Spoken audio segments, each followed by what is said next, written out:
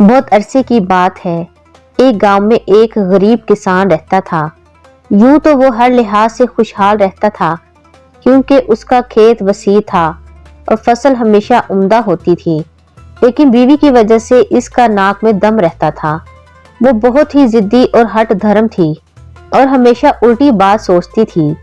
اسی لیے گاؤں کے سب ملنے جلنے والوں نے اس کا نام الٹی کھوپڑی رکھ دیا تھا۔ جب وہ گھر سے باہر نکلتی تو بچے اسی نام سے پکار کر اسے پکارتے، اور جب وہ مارنے کے لیے دوڑتی تو وہ دور بھاگ جاتے تھے۔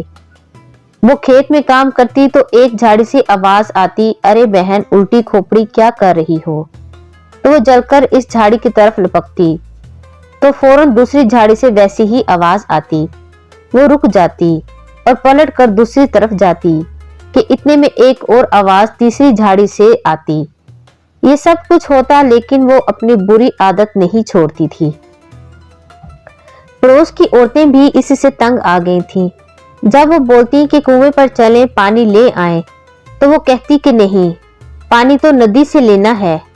جب وہ کہتی کہ آؤ آپلے پہاڑ پر تھاپ دیں تو وہ کہتی کہ نہیں، پہاڑی کے دامن میں مناسب نہیں رہیں گے۔ جب مچھلی والا اس کے گھر کے قریب آواز لگاتا، بام مچھلی لے لو، بام مچھلی لے لو، بام مچھلی، تو وہ کہتی کہ تم سرمئی یا سنگھاڑا کیوں نہیں لائے؟ اور سرمئی یا سنگھاڑا مچھلی ہوتی تو بام مانگتی۔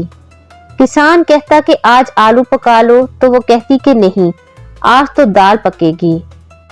خاوند کہتا کہ میری قمیض پھٹ گئی ہے، ذرا اس کو سی دو تو وہ کہتی کہ نہیں، پاجامہ درست کروا لو۔ حالانکہ وہ پہلے ہی ٹھیک ہوتا تھا۔ وہ اپنے خاوند کو سخت جاڑے میں ٹھنڈا شربت پلا کر بیمار کر دیتی اور کہتی کہ گرمی کے موسم میں صرف گرم چائے پی جاتی ہے، اسی لیے سب کو یقین تھا کہ اس کی کھوپڑی الٹی ہو گئی ہے۔ پڑوسی آ کر کسان سے شکایت کرتے کہ تمہاری بیوی ہمیشہ ہم سے الجھتی رہتی ہے۔ وہ افسوس کا اظہار کر کے کہتا، بھائیو غنیمت سمجھو کہ وہ تمہاری بیوی نہیں ہے، وہ باہر نکل کر صرف چند لمحے کے لیے تم سے الجھتی ہے، میرا اس کا ہر وقت کا ساتھ ہے، وہ اپنی الٹی کھوپڑی سے میرا دماغ بھی الٹ کر رکھ دیتی ہے۔ میں رات کو تھکا ہارا چت لیٹتا ہوں تو وہ ٹھہوکا دے کر کہتی ہے کہ کروٹ سے کیوں نہیں لیٹتے؟ جب میں کام پر جلدی جانے کے خیال سے روٹی کے نوالے تیز تیز کھاتا ہوں تو وہ روک کر کہتی ہے کہ اتنی جلدی کیوں ہے، ابھی بہت وقت ہے۔ اور جب میں آہستہ آہستہ اطمینان سے روٹی کھاتا ہوں تو وہ کہتی ہے کہ جلدی کرو، کام کا حرج ہو رہا ہے، ساتھ کھانا لے جاؤ، راستے میں چلتے چلتے کھا لینا۔ حالانکہ اس روز کھیت پر جلدی جانے کا کوئی سوال ہی نہیں ہوتا۔ اس لیے میرے بھائیوں، میں تو خود بھی اس سے تنگ آ گیا ہوں، بتاؤ تمہاری شکایات کس طرح دور کروں؟ فصل پک جانے کا زمانہ تھا۔ ایک روز دونوں میاں بیوی صبح ہی صبح اپنے کھیت دیکھنے کے لیے گھر سے روانہ ہوئے۔ کسان نے خیال ظاہر کیا، منگل تک فصل کاٹنے کی نوبت آئے گی۔ بیوی بولی، نہیں، بدھ سے پہلے یہ کام ہرگز شروع نہ کیا جائے۔ خاوند نے کہا، بہت اچھا، میرا خیال ہے کہ میں اپنے دو بھائیوں کو بلوا لوں تاکہ وہ ہمارا ہاتھ بٹا سکیں۔ بیوی بولی، نہیں، میرے دو بھائیوں کو بلوا لو، وہ زیادہ پھرتی سے کام کریں گے۔ خاوند نے یہ بات بھی مان لی اور کہا، کل صبح سے 5 بجے اٹھنا پڑے گا تاکہ سورج ڈھلنے تک روزانہ بہت سا کام ہو جائے۔ بیوی نے کہا، نہیں، 6 بجے سے پہلے اٹھنے کی ضرورت نہیں ہے، ہم دوپہر کو صرف آدھا گھنٹہ آرام کیا کریں گے۔ خاوند نے کہا، چلو یوں ہی صحیح، موسم تو خوشگوار ہے، دوپہر کو آرام نہ بھی کیا تو کوئی مذائقہ نہیں۔ بیوی بولی، موسم خوشگوار کب ہے، سخت گرمی ہے اور خاک بھی اڑاتی ہے، آرام کرنا ضروری ہوگا۔ خاوند نے بات مان لی اور کہا، آج ہی درانتیاں تیز کرا لینی چاہیے تاکہ فصل اچھی طرح کٹ سکے۔ بیوی بولی، واہ کیا خوب، درانتیاں نہیں کینچیاں کہو، اس سال ہم درانتی کی بجائے کینچیاں استعمال کریں گے۔ اب خاوند سے نہ رہا گیا، وہ جلا کر بولا، واقعی الٹی کھوپڑی کی عورت ہو تم، رائے کی فصل کہیں کینچی سے کٹتی ہے، تمہاری عقل تو خراب نہیں ہو گئی؟ بیوی نے بگڑ کر کہا، عقل خراب ہوگی تمہاری، हम तो फसल कैंची से ही काटेंगे। खावंद बोला, पागल ना बनो, मैं कैंची को करीब भी लाने ना दूंगा। बीवी बोली, और मैं द्रांति को हाथ भी लगाने नहीं दूंगी। बीवी ने तड़क कर कहा, नहीं कैंची हरगिज नहीं, नहीं द्रांति हरगिज नहीं।